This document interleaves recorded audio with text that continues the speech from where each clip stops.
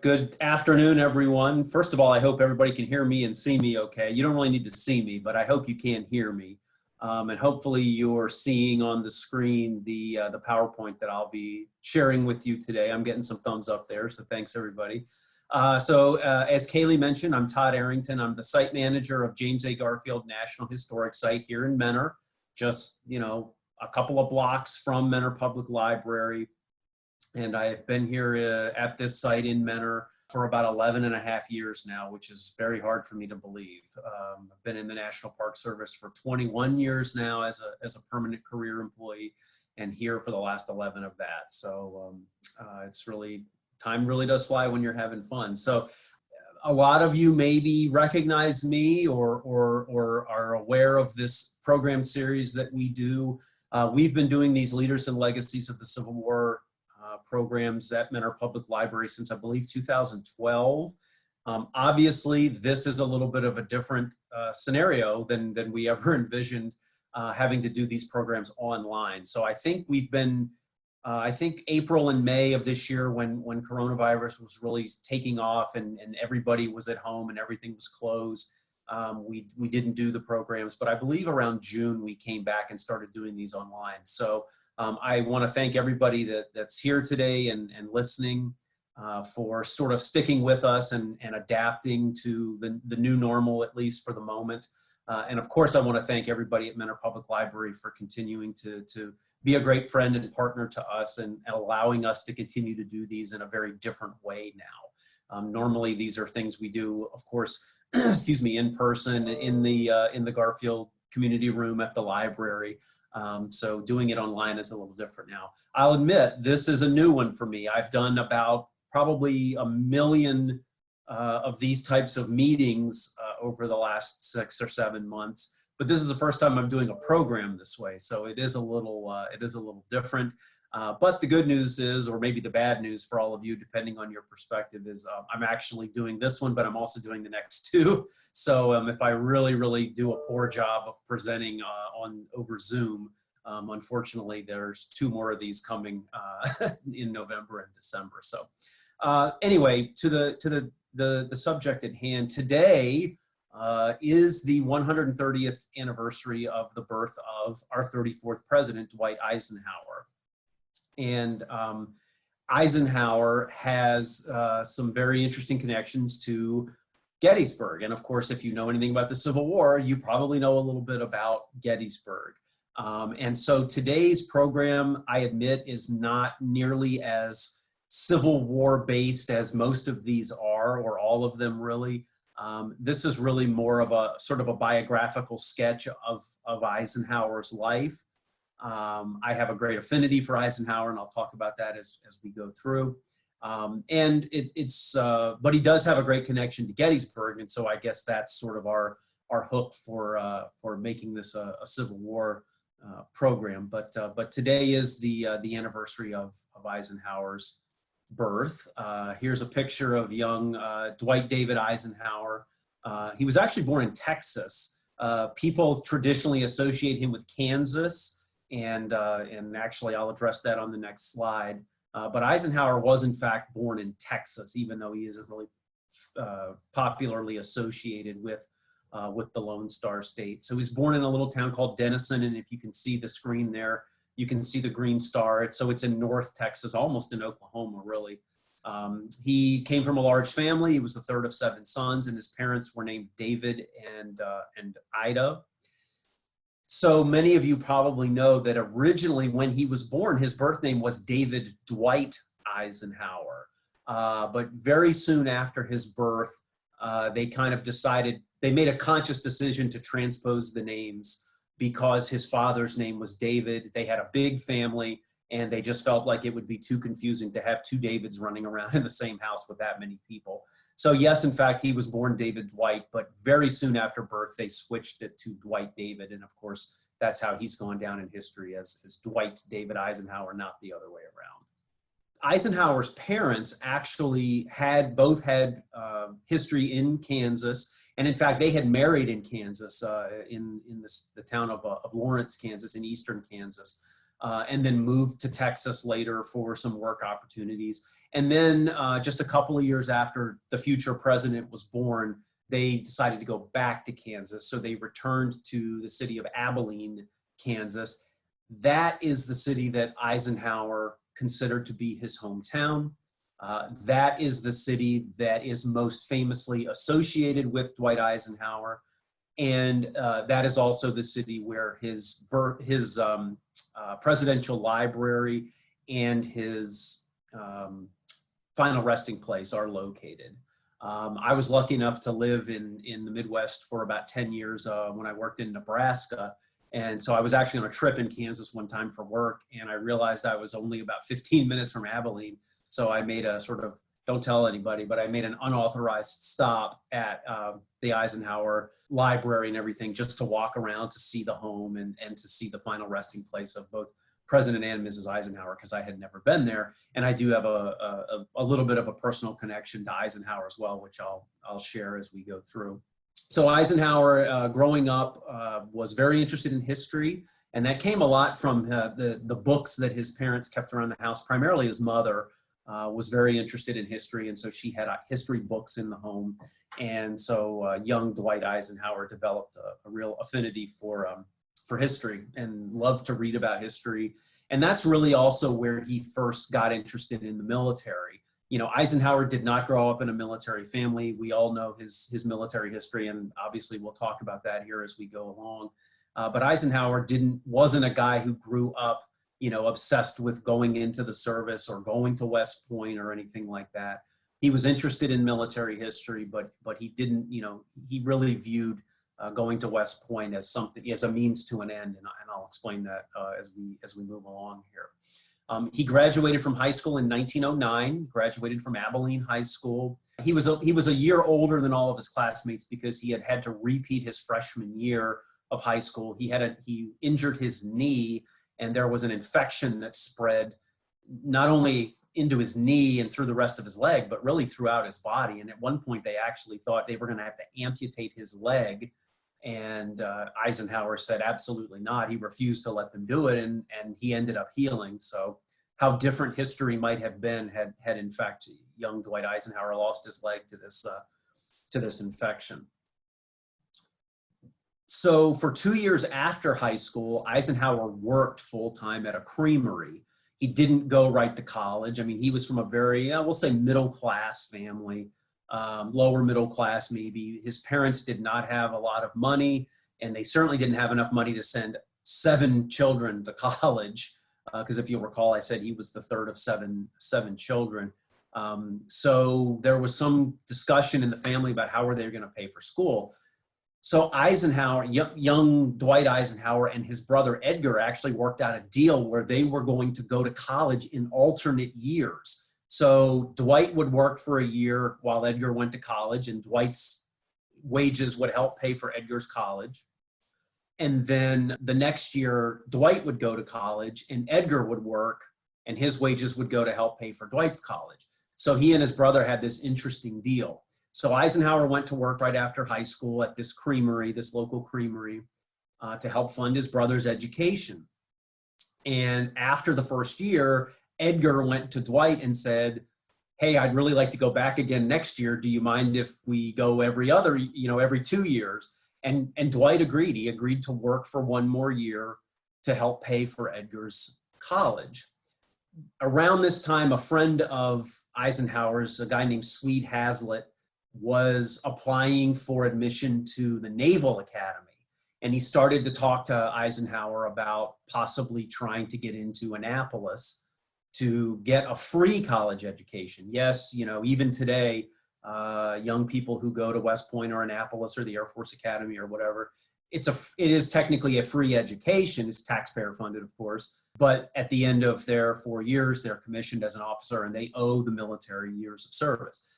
So Eisenhower started to view this as a good possibility for himself, really just as a means to an end. He could go to college, he would have a job when he graduated, serve a few years, and then would figure out what he was going to do with the rest of his life. But ultimately, it was a way to get a free college education. It wasn't so much because he, as I said earlier, really thirsted to be in the military. So Eisenhower requested an appointment. You know, you had to, even then, had to get an appointment through one of your senators or your local congressman. And he basically said he would accept appointment to West Point or Annapolis. Of course, there was no Air Force Academy at the time. I don't know that there was a Coast Guard Academy then either. Maybe there was, I'm not sure. But at any rate, Eisenhower, again, keep in mind, he's really 3 years older than everybody he went to high school with at this point, because he had to repeat that freshman year. And then he worked for 2 years in the creamery to help pay for his brother's education. So he found out that he had actually already exceeded the age limit for admission into the Naval Academy. So they offered him appointment to West Point instead. And so he, of course, accepted that. And that's how Dwight Eisenhower ended up becoming General Eisenhower and not Admiral Eisenhower. But in fact, his first choice was the Naval Academy. But again, he was too old to go to Annapolis. And so he ended up going to West Point. And of course, as they say, the rest is history. So Eisenhower was admitted to West Point in 1911, which put him into the class of 1915. Here's some great images of Eisenhower at West Point. You know, very good-looking young man there. Even, yes, people that we traditionally associate with being bald did have hair at one point, myself included. So you can see there on the screen, Eisenhower, you know, looks very young, has a nice full head of hair in his cadet uniform there. The photo at the bottom is one of the football teams that Eisenhower was on. He did play football at West Point, and one of his favorite stories to tell was about the time he tackled Jim Thorpe. Jim Thorpe, of course, you know, the very famous athlete. So when Eisenhower was at West Point, the West Point football team played the Carlisle Indian School, which was the school that Jim Thorpe, who was native, was attending. And so Eisenhower liked to tell the story about the time he tackled Jim Thorpe. Might have been a little embellished, who knows, but at any rate, Eisenhower did play football at West Point. And if you're looking at that photo at the bottom on the screen of all the guys standing in line, the football players, Eisenhower is third from the left. So he's third from the left. He's got kind of like a dark jacket on. So anyway, that's Eisenhower. And then the other photo there on the right side of your screen is Eisenhower's page in the class of 15 yearbook. So the West Point class of 1915 is very famous, and it's known as, sort of colloquially, as the class the stars fell on, because 59 members of the class eventually became generals during their terms of service or during their military careers. No one more famous than Eisenhower, of course, although Omar Bradley is probably a close second. He was in this class, and you can see the names of some of the other folks listed there on the screen. These are other members. These names are other members of the class that of that 36% of that year's graduates that became general officers at one point. That is still the highest number of generals ever produced by one class. The photo on the screen there is significant. That's the class of 2015, or not 2015, 1915, excuse me. But that photo is also significant because it was actually taken at Gettysburg. If you look down in the corner, in the lower left corner, you can see that it does say Gettysburg, PA, and I believe it says something like May 1st, 1915 or so. Even on my screen, it's a little hard to see because it's faint. But ironically enough, you know, we're talking about Eisenhower at Gettysburg, and here's Eisenhower at Gettysburg in 1915 with his class that at that point was apparently just about a month or so from graduation. So again, Eisenhower's from that West Point class of 19, a very, very famous class that produced many, many general officers. So after Eisenhower graduates from West Point, he's initially stationed in Texas. That's where he meets his future wife, Mamie Geneva Dowd. And she was originally from Iowa. She came from a somewhat wealthy family. And she was down in Texas. She met this young Second Lieutenant Eisenhower. They began dating and eventually got engaged. They were supposed to get married in November of 1916. They actually moved the wedding up to July 1st of that year because it was looking more and more likely like the United States was going to get involved in World War I. And Eisenhower, of course, as a young second lieutenant, assumed that as soon as the United States got involved in World War I, he would be sent overseas. And so they moved the wedding up just, to hurry up so they could go ahead and get married before he shipped out to Europe, which is what he assumed would happen. When the United States did finally enter World War I, which wasn't until the spring of 1917, like a lot of young officers, Eisenhower was eager for that combat experience, and so he did request overseas duty. But of course, he didn't get it right away, and so he was very frustrated that many of his classmates, including a lot of those classmates from that class of 1915, and a lot of his friends were being sent overseas almost immediately, and Eisenhower was kept getting delayed and delayed. And as you can see on the screen there, he spent some time at Fort Leavenworth in Kansas, his home state, adopted home state, and then on to Camp Meade, Maryland, which is now Fort Meade. And then from Fort Meade, it was just a very short trip up to the very historic town of Gettysburg, Pennsylvania, where the Army established Camp Colt during World War I. This was a training facility for tanks. Tanks, of course, at this point were very new. They were just being really tested out on the battlefields of World War I. And so the United States was trying to get caught up with this technology and with these new machines that made war a lot, were able to move troops quicker, although obviously tanks at that point were not very fast. And so they created a number of training facilities for tankers, soldiers learning how to drive and operate tanks. And one of those was at Camp Colt in the very historic town of Gettysburg. Now, everybody on this line here that's watching probably knows Gettysburg. It's a very small town in south central Pennsylvania, and of course it's the site of one of the certainly the largest battle of the Civil War and one of the most significant battles of the Civil War. Some would argue it's the most significant. Others would say it's one of the most significant. You can make your own decisions on that, and maybe we'll do another presentation on Gettysburg for another one of these talks in the future. We have done Gettysburg before. I'm sure we'll do it again because it's a popular one. The Battle of Gettysburg took place in July of 1863. It was the largest battle of the Civil War in terms of casualties, about 23,000 Union casualties and 28,000 Confederate casualties. It was a Union victory. The Army of the Potomac, the Union Army of the Potomac, pushed the Confederate Army of Northern Virginia out of Pennsylvania and back down south. This was the second time Robert E. Lee had tried to invade the North, had invaded the North, and it was the second time that he ultimately was unsuccessful. He was pushed out, the first being in September of 1862, about 10 months before Gettysburg at the Battle of Antietam in Maryland, and then, of course, 10 months later at Gettysburg, and that was the end of Lee trying to invade the North during the Civil War. So Camp Colt is established during World War I as this tank training facility. And by then, Captain Dwight Eisenhower is assigned to command this tank training program at Camp Colt. And as you can see in the photo, and it says on the screen there, that the major training ground in Gettysburg was, believe it or not, right there on the battlefield, the 1863 battlefield, and right there at the site of Pickett's charge.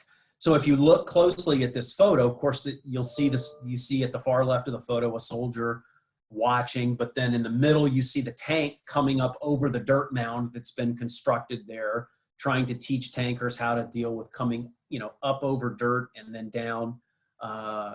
And then, of course, you can also see monuments. So you do see some of the actual monuments there on the Gettysburg battlefield. Now, of course, today the National Park Service, we run Gettysburg National Military Park. I can assure you that something like this would never happen there now, but 100 years ago, things were much different. Gettysburg actually at that point was set aside as a battlefield park. Wasn't operated by the National Park Service yet. The National Park Service was only created in 1916. It was actually operated by the War Department at that point. But in fact, there were obviously, as you can see in the photo there were many monuments already on the field.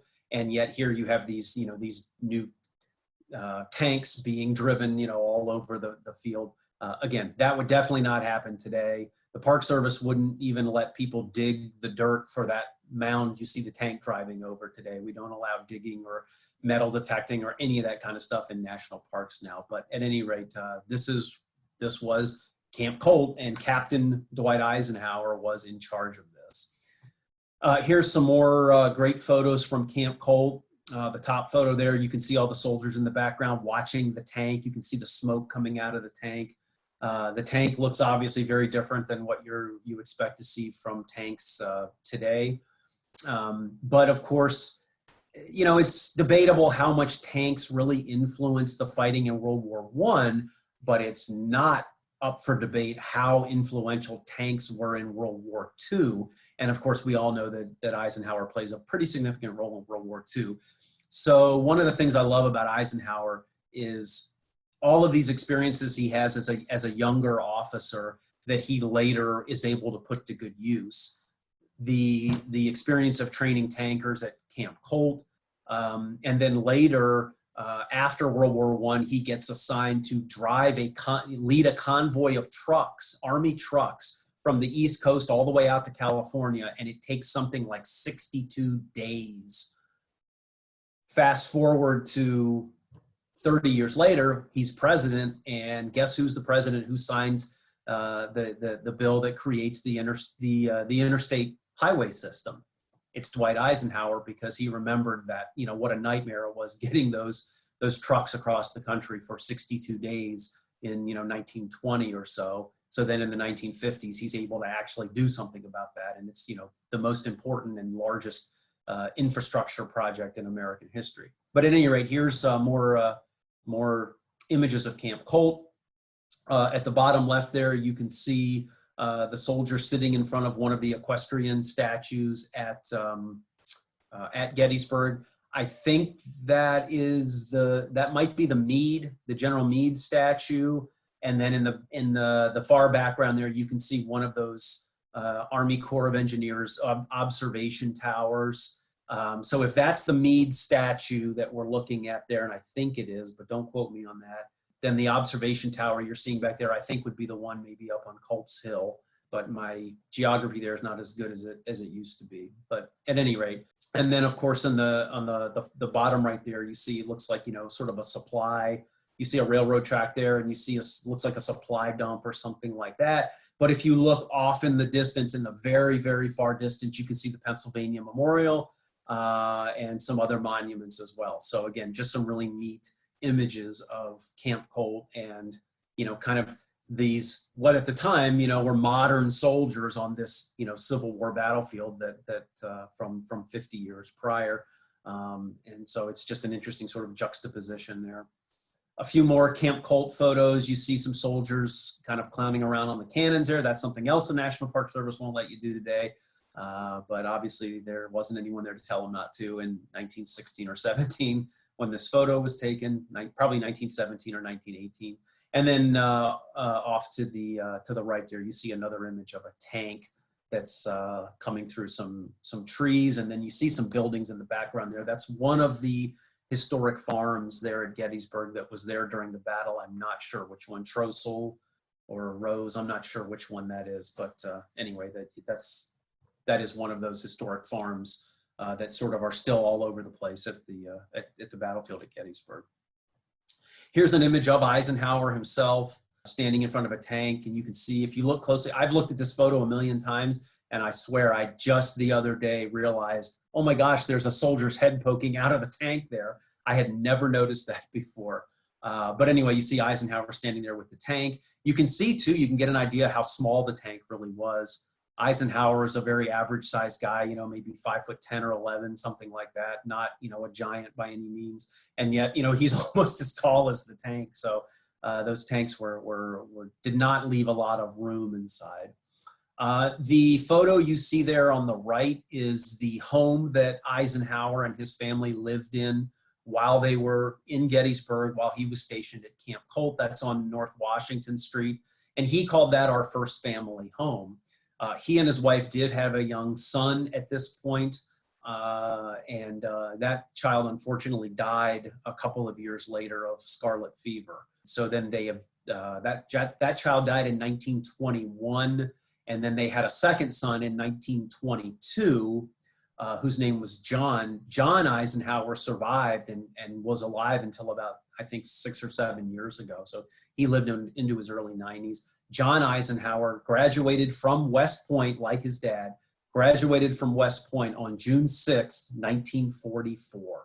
He graduated from West Point on D-Day. And then within a month was in France and was for a time on his dad's staff, and then went on to, have his own long military career, eventually retired as a brigadier general, was an ambassador to, I believe, Belgium during the Nixon administration, and then became a historian, wrote a number of books as well. So that's John Eisenhower, the President Eisenhower's only surviving son. So throughout World War I, Eisenhower is at Camp Colt. He's still trying to get sent overseas to fight. Again, many of his friends and classmates and fellow young officers are being sent overseas. So finally, he gets orders to be sent overseas with a unit from Camp Colt. So he and all of these men and all of these tanks are going to actually be sent over to the Western Front to fight in Europe. And then within a week of getting the orders, the war is over. So Eisenhower never did get overseas during World War I. He was not he's an Army veteran, a World War I era veteran. He is not a World War I combat vet. Interestingly, the only president to be a World War I combat veteran is the guy that Eisenhower replaced, Harry Truman. Truman was an artillery officer in France, in Europe during World War I.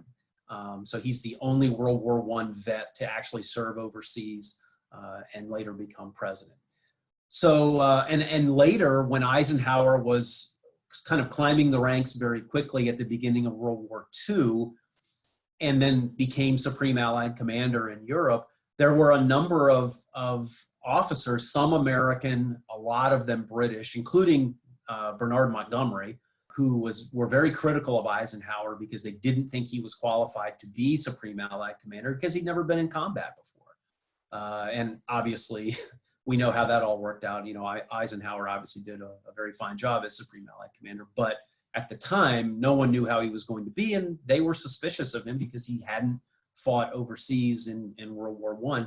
Eisenhower was considered something of an office general because he'd worked in so many different areas of plans and this kind of thing, but had not really had a lot of experience, certainly not in combat, and really not even a lot of experience commanding troops.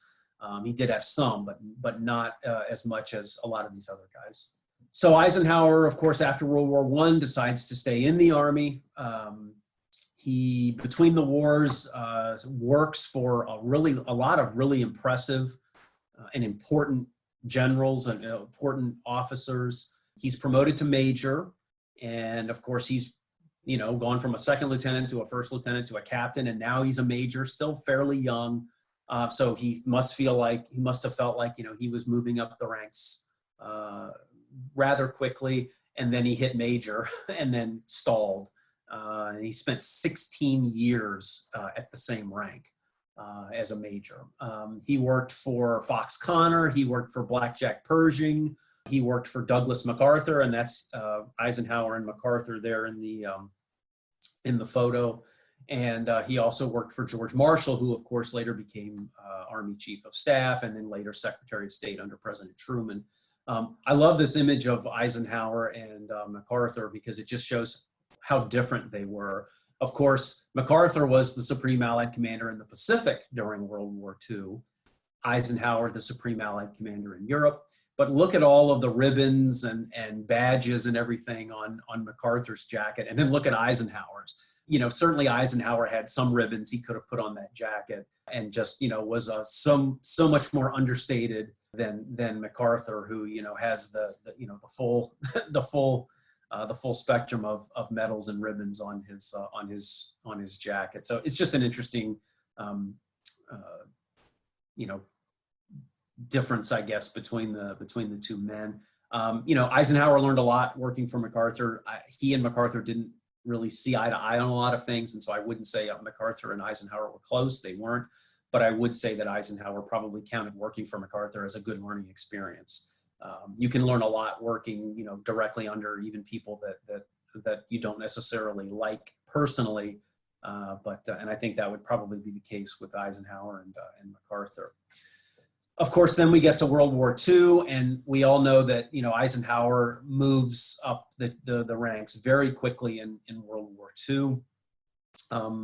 He, again, is still a fairly low-ranking, probably a lieutenant colonel or so by the time World War II starts. And then within just a year or two, he's become a brigadier and then a major general.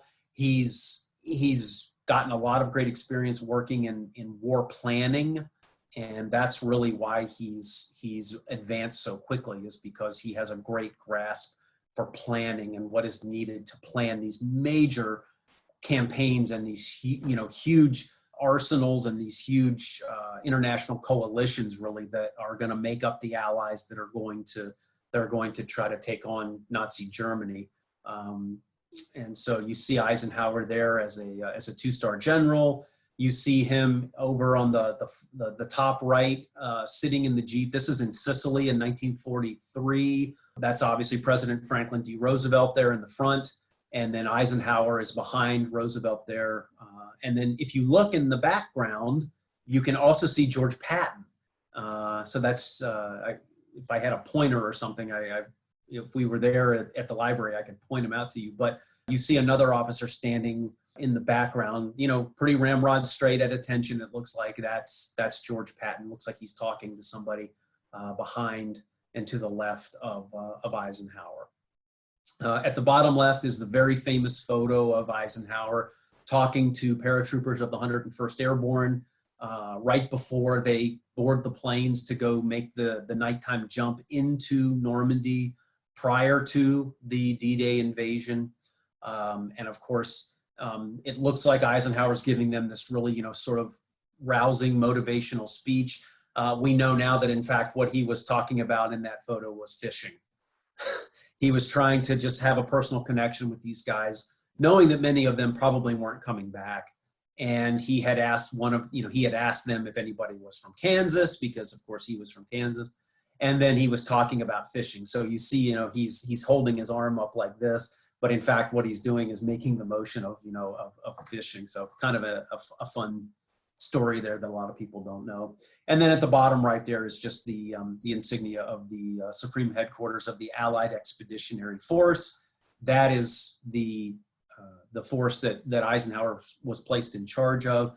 That's what made him Supreme Allied Commander in Europe in World War II. A couple more images here. The top left is Eisenhower with a number of the Allies after they signed the German surrender declaration in May of 1945. Below that is Eisenhower at a parade in New York City welcoming him home. Obviously and understandably, he was treated as a great hero. And then the photo there on the right of him, you see he's got on his collar, if you notice, he's got the 5-star insignia when he was general of the Army. And you'll also notice too that he's got a cigarette in his hand. Eisenhower was, something of a chain smoker, especially during World War II, when, he was sometimes working 20, 21-hour days, really planning the Normandy invasion and then executing the Normandy invasion and bringing about the destruction of the Nazi war machine, as he called it.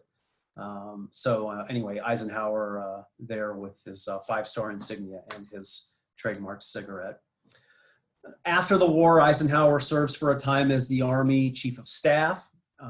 He becomes, for a time, retires from the Army, becomes the president of Columbia University in New York City. This was not really, honestly, a great fit for Eisenhower. He'd been in the Army for so long. He was used to just kind of giving orders and, trusting people to carry them out.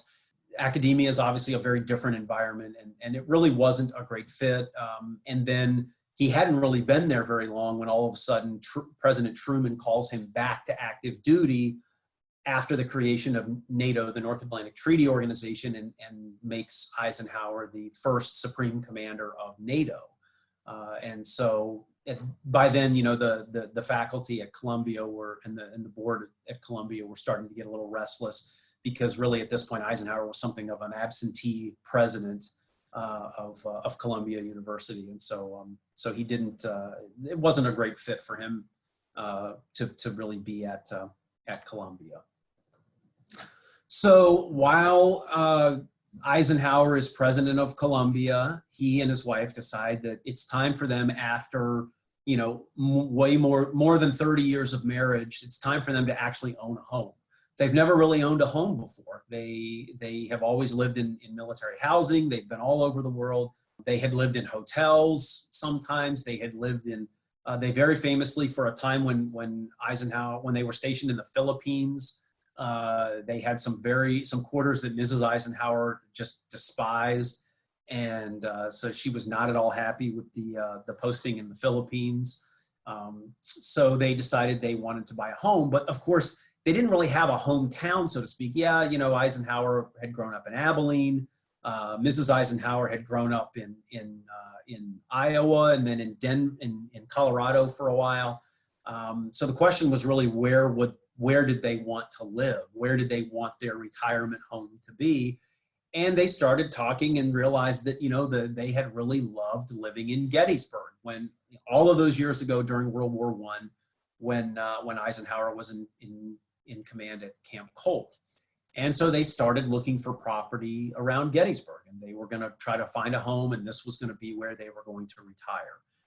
So they eventually found a farm called the Reading Farm, very close to the Gettysburg battlefield. And in 1950, they purchased the farm for $40,000. So if you go there today, you'll see it's a pretty good sized piece of property. Thinking back that they only paid $40,000 for all of this is pretty it's pretty impressive that they managed to get such a deal. I'm sure in 1950, of course, $40,000 was a lot of money, but looking back at it now, 70 years later, when you see that piece of property, you can feel like, oh, they got a steal. We make the same argument here at the Garfield property that they got a pretty nice piece of property for $17,500 in 1876. So it was the same with the Eisenhowers when they bought the farm in Gettysburg.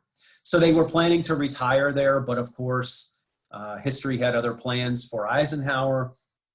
And really, as early as 1948, there were people trying to convince Eisenhower to run for president.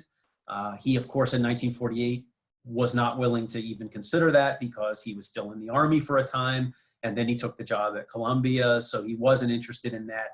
And Eisenhower is a guy that nobody really even knew what political party he belonged to. He had never said whether he was a Democrat or a Republican or neither. And it was kind of like Ulysses S. Grant after the Civil War. Both parties wanted him to run. Just say you're a Democrat and you can run for the Democrats, and vice versa for the Republicans. And finally, in 1952, Eisenhower was out of the Army. President Truman was not running for re-election. And so Eisenhower finally agreed to stand for election. He finally declared himself a Republican. And so he was willing to run as a Republican in 1952. And his running mate was Richard Nixon, a young senator from California.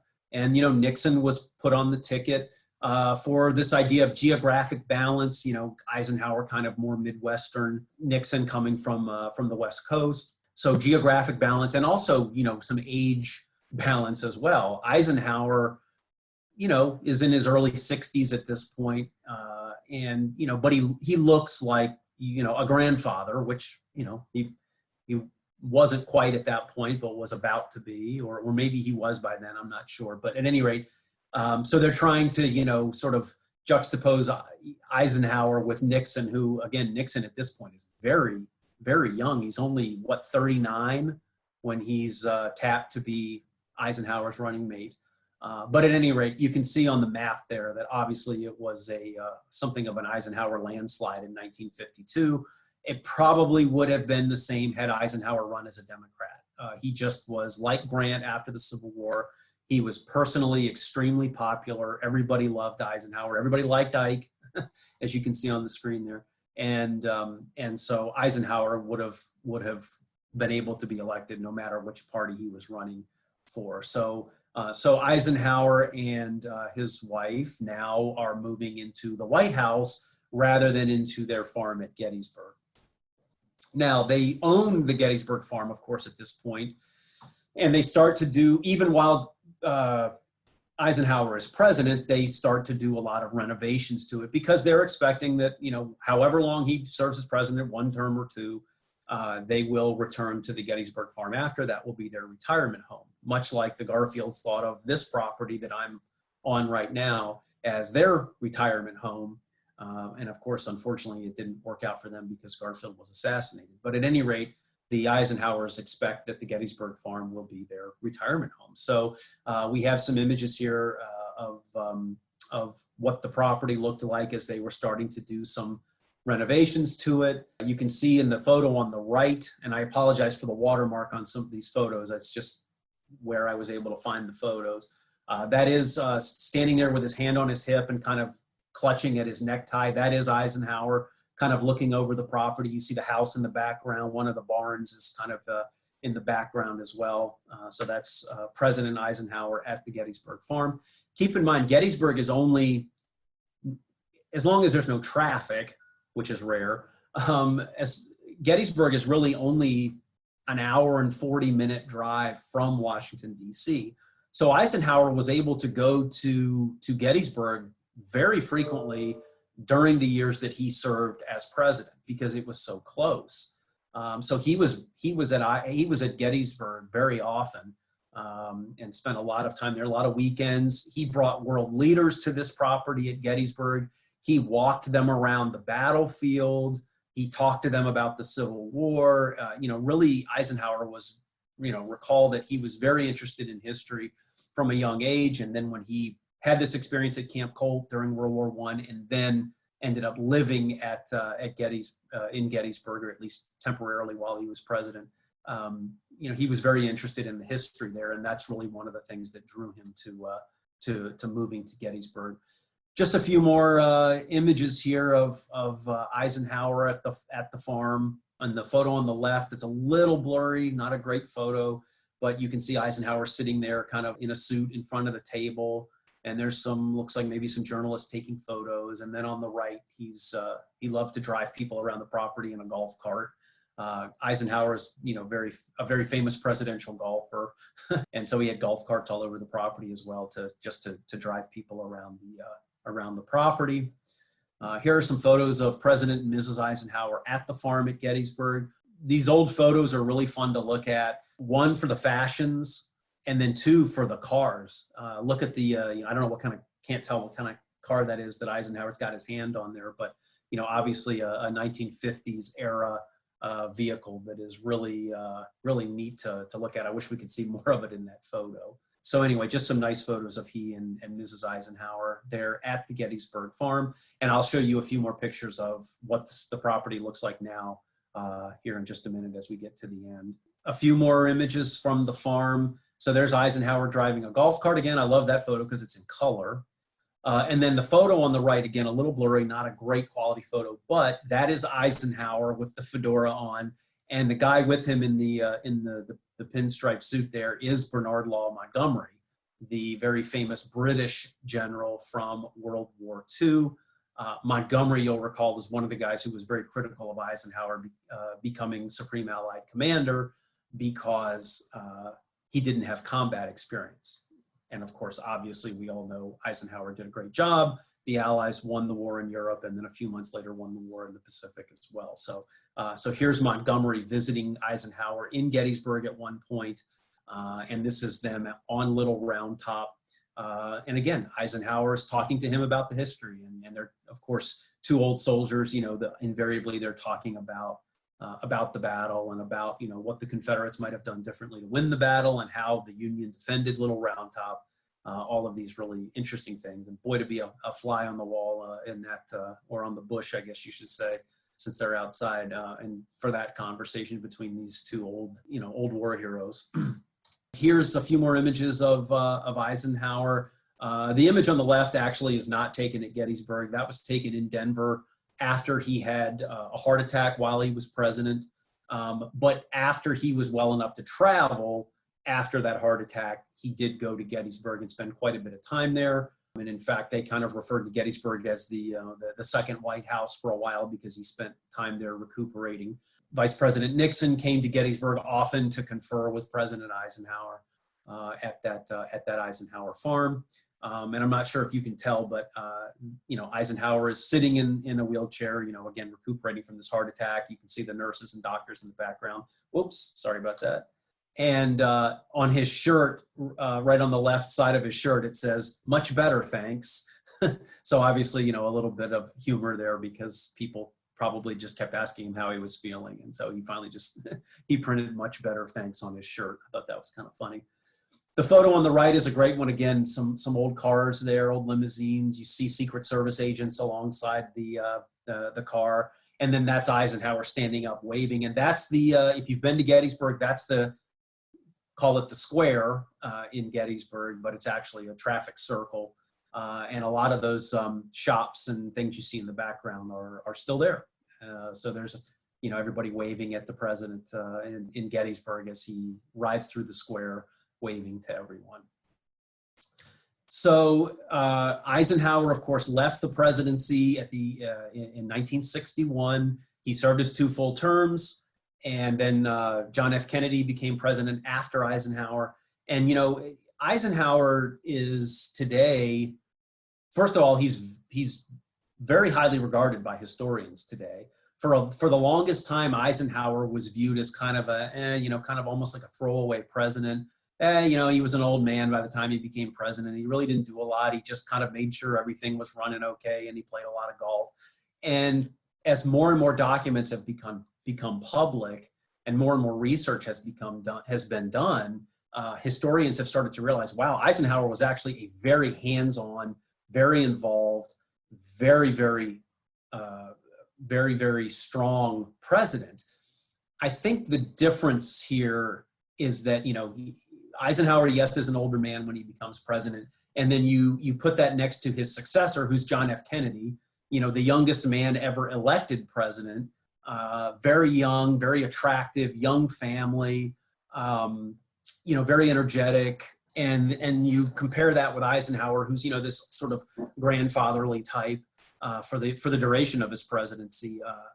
The other thing that I think is interesting and that makes people maybe not pay as much attention to Eisenhower as they should is Eisenhower was more than happy to, inside the White House, inside as president, to be very direct and to give people very specific directions and to trust them to go carry those directions out. What he did not feel the need to do was to be out in front of the press every day. He didn't do daily press briefings like we expect to see today. That all really started with the Kennedy administration. Kennedy was very, very good, very quick on his feet. He was very good with the press. Again, he's a young, attractive president. He's got this beautiful young family. And everybody within, the Kennedy White House knows it's good for the country. It's good politics for everybody to see this young, attractive family. So it was really with the Kennedy administration that you started to get, daily briefings from the press from the president, and all of these press conferences and things like that. That stuff really didn't happen under Eisenhower, and I think for the longest time that made people feel like Eisenhower just really wasn't doing a whole lot. And in fact, we know now that is not the case at all. He was an extremely effective and extremely impactful and extremely strong president.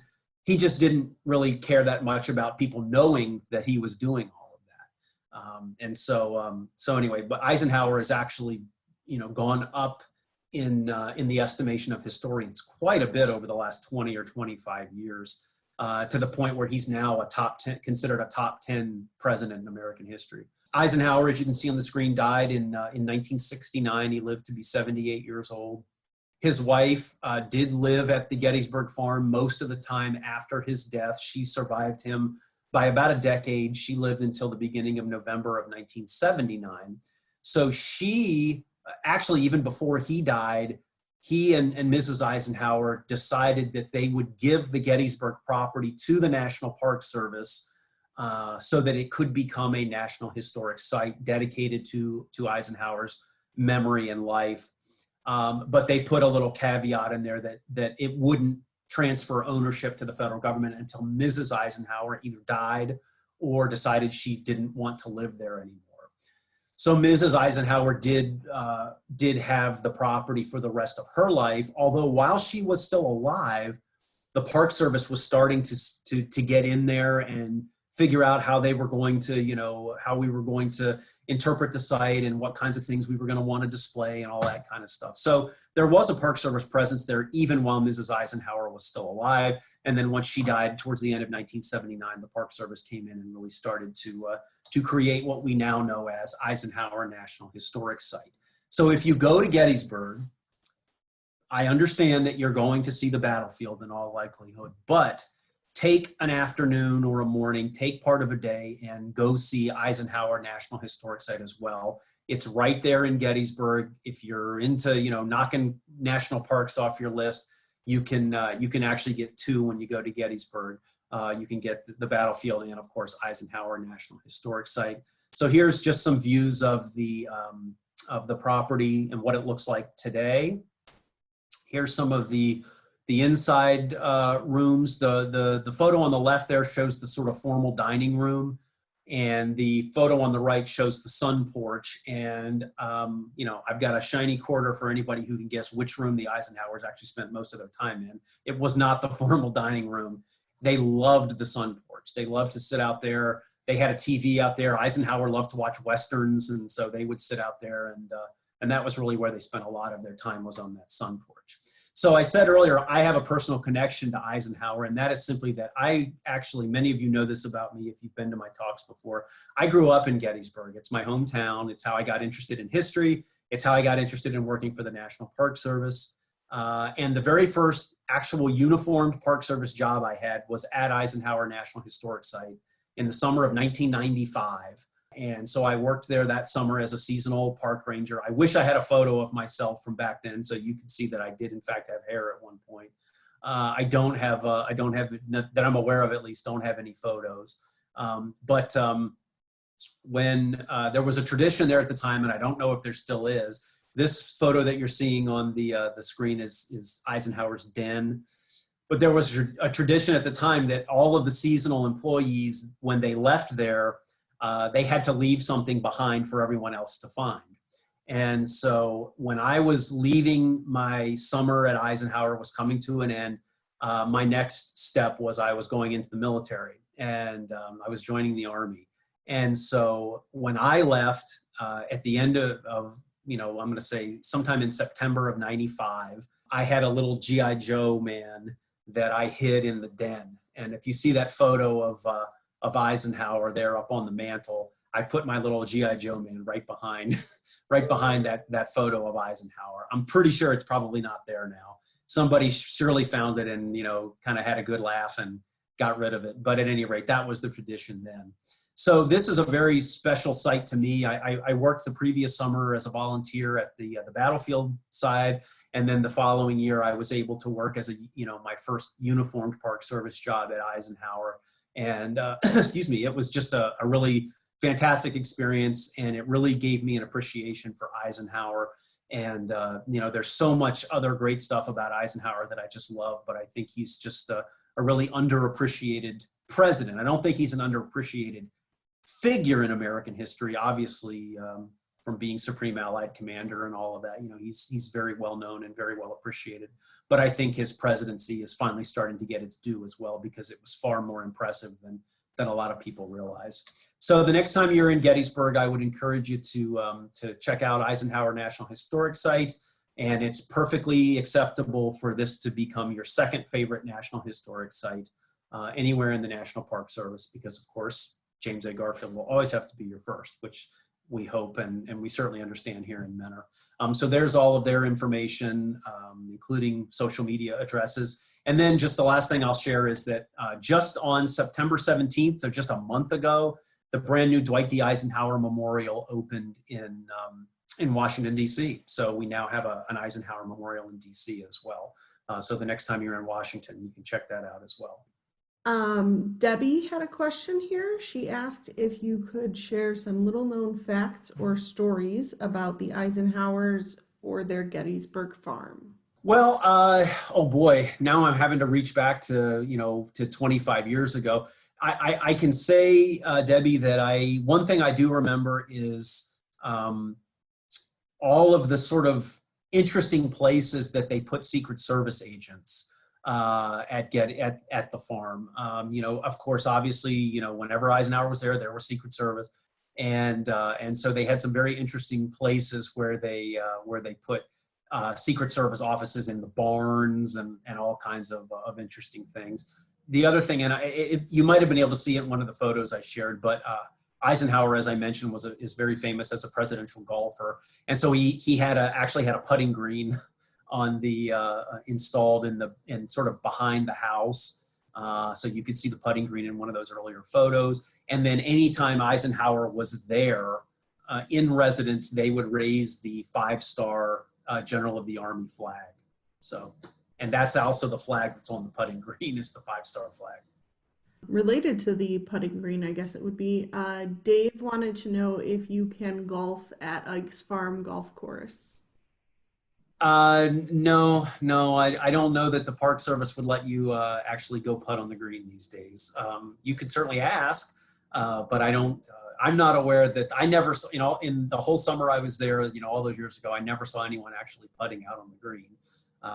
But if you go, I would say by all means ask them, but don't tell them I told you to ask, because I don't want to be blamed for that in case they look at you like you're crazy or something. And Joshua asked what Eisenhower's greatest contribution was as president. Oh, that's a great question. I think Eisenhower was a couple of things. One, he was very proactive on civil rights. He was, again, typical Eisenhower. He wasn't over the top about it. He just very quietly knew what was right. And I think my favorite example of that is in 1957, when he sent federal troops to Little Rock, Arkansas, to forcibly integrate Little Rock Central High School when the governor of Arkansas was stationing National Guard troops around the high school so that African-American students could not register. And they were trying to register in accordance with the Brown v. Board Supreme Court decision of 1954, which said that separate but equal separate but equal was inherently unequal and therefore unconstitutional. And so they were these 9 African-American students called the Little Rock Nine were trying to go to Little Rock Central High School, which was the best high school in the city, and of course it was all white. And the governor of Arkansas defied the Supreme Court and said, no, we're not letting African Americans come to school with white children. And Eisenhower sent soldiers from the 101st Airborne there, and he nationalized the Arkansas National Guard and forcibly integrated Little Rock Central High School. The other thing about Eisenhower that I really like is that he, of course, I mentioned already the interstate highway system. He also, again, very quietly but very forcefully opposed McCarthyism. So he was very much opposed to Joseph McCarthy and was very interested in seeing McCarthy discredited, which eventually did happen. Dave asked here, why did Grant and/or Ike decide to run as Republican? Their affinity for President Lincoln? Well, certainly in Grant's case, yes, it was partially because of Lincoln. And, the Republicans after the Civil War, this was the era when the Republican Party was considered the progressive party, in today's parlance, the liberals, if you will. I hate to, mix phrases from the 21st century to the 19th, but the Republicans then were considered the progressives. They were the party that had, won the Civil War and had abolished slavery. And of course, they were the party of Lincoln. So it was natural for Grant to run as a Republican. Eisenhower, maybe, there were some things about him that were a little more conservative. I think a lot of the reason Eisenhower eventually called himself a Republican was simply that he didn't get along great with Harry Truman. And I think he thought that, Truman was a little excessive in some of the social programs that he was proposing, although didn't get many of them passed because of Republican opposition in Congress. So then Eisenhower, runs as a Republican, but then as a Republican, he was a very different kind of Republican even for the 1950s, in that he put economic opportunity for all Americans ahead of anything else. He was more than happy to spend federal money on public works projects like the interstate highway system, he was. I think today we would call Eisenhower a moderate. He was not, a diehard conservative Republican by 1950s standards, or by even, by 2020 standards either. So I think maybe he certainly felt more in tune with the Republican Party, but I think I don't know that. Just like I say about James Garfield, I don't know that Eisenhower would recognize the Republican Party of today, because it is a lot more conservative, probably than Eisenhower was at the time.